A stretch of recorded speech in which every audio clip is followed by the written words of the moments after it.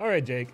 So, we like to talk about streaming platforms here. I think they are kind of like a large part of where the bread and butter of esports is nowadays, right? I can certainly agree with you, and I think Yeah. some of our best debates are about streaming websites Yeah, now. absolutely. And that's kind of why I wanted to talk about Disguised Toast going to Facebook Oh, and how it like yes. kind of low-key seems like a bad idea. But over the weekend, I was talking with a friend and kind of came down on like maybe it's low-key genius. I'm really glad you're bringing this to fruition because we will continue to talk about all these streamers moving platforms. And I would say, of all the streamers that have moved so far, his is certainly to me the most controversial.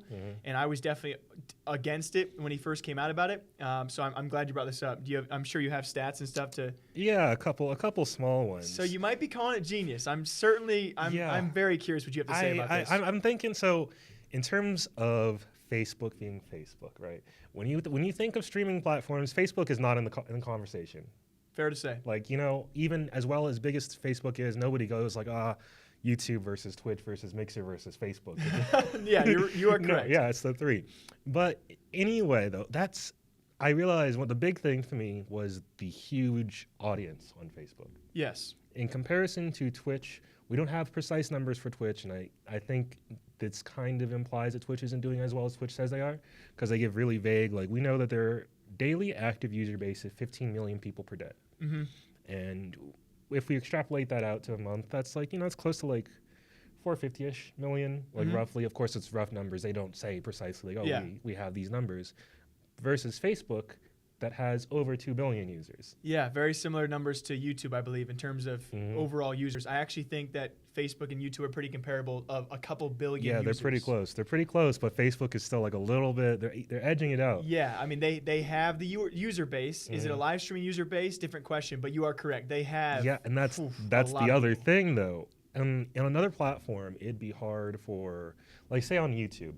YouTube isn't gonna necessarily know, this person likes streaming. We all know YouTube recommendation is like it's a broken system. Whew, it's a game. It doesn't work 90% of the time. Oh, we don't get it. Yeah. that's for sure.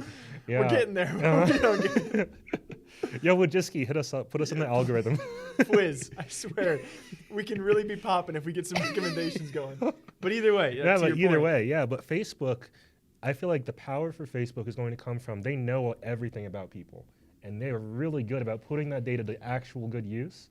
So in Disguised Toast case, out of those 2-point-something billion people, Facebook can say, okay, this person likes, what does Toast play? Hearthstone, TFT. He's kind of that auto chess zone. Yeah. They can identify, this is a person who has these interests. Yep. Who is, just chilling on Facebook. And so we might just go like, hey, there's this guy over here who's pretty cool. And, maybe check him out. So if nothing else, his viewership might actually grow in a weird way.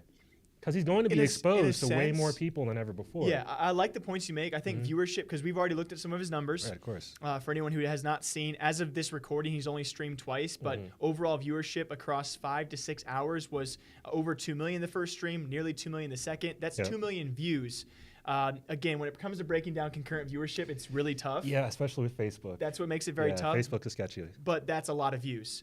And I think to your point, especially when you think about Facebook and the way they can push people to recommend it or on their feeds, and in terms of viewership-wise for Toast, it could be a great move. Obviously, on top of that, you got to think about this. He knew he was sacrificing viewership for getting cash and getting paid. And so ultimately, it's his decision. It's probably a smart one financially for him.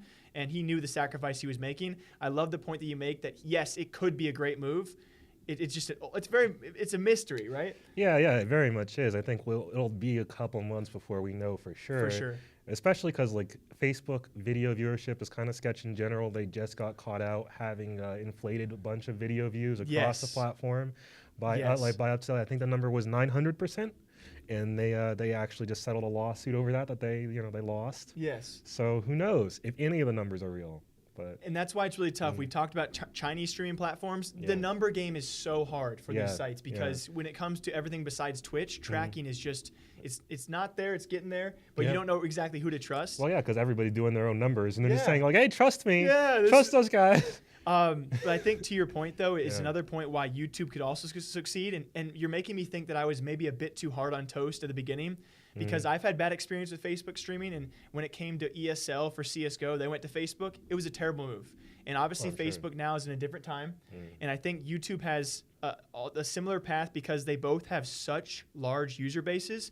And if they both utilize the recommendations and putting those streamers into feeds that they were not exposed to before, Right. this 100% could be the right move. And I think bottom line I need to stress is that Toast made this choice. And so for him, financially, 100% the right move. He felt the sacrifice was worth the cash. And so I'm not blaming him for that. But it's To that same extent, I would like to highlight one thing that he did that I thought was like amazing. Where I hadn't watched his announcement video I know, until yeah, over yeah. the weekend, where he was like, it he was just like, it was nice. That was a baller move. He, instead of doing the standard, we're gonna go into a room with 50 LEDs and Yeah. have a fake press conference, he was just like, our operating budget for the reveal was $20K, so I just donated that. And I really did like that. Yeah, You know, I it's can crazy. appreciate that. It's crazy that a guy like that pulls in. Obviously, Ninja and Shroud probably got even bigger budgets, but his course. budget being $20,000, and he was like, "I'm going to record this in a hotel room, Yeah. and then donate to." That was really cool. I appreciated that. I think the debate will still be there, and I hope we debate this every single week. We probably will, We just- realistically yeah, speaking. we just there's- don't know. Yeah. When it comes down to it, we don't know. It was his choice, and again, it's very exciting to see all these streamers that are still coming down the pipeline, and they're going to have choices. Like, who knows what's next? And if there's a fifth choice pop up, God, I mean, that's gonna be Huya. yeah, who ya and do you or whatever. It's going to Yeah. be wild, man. Wild times. You guys, of course, can leave comments down below. Ultimately, did Toast make the right choice? We do not know yet. For him, maybe. Maybe.